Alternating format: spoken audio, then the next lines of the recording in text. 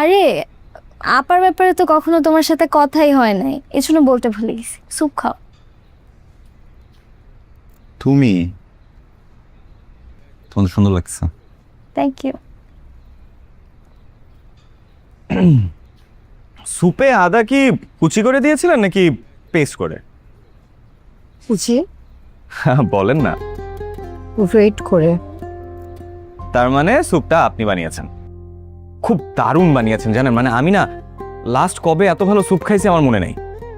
অথচ অন্তরা বললো স্যুপটা নাকি আপনার মা বানাইছে। মা হেল্প করছে।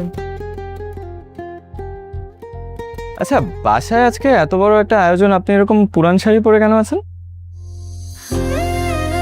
প্রথমে একটা নতুন শাড়ি পরছিলাম, মা বলল রান্না করতে হবে, তাই খামাখা ময়লা হয়ে যাবে।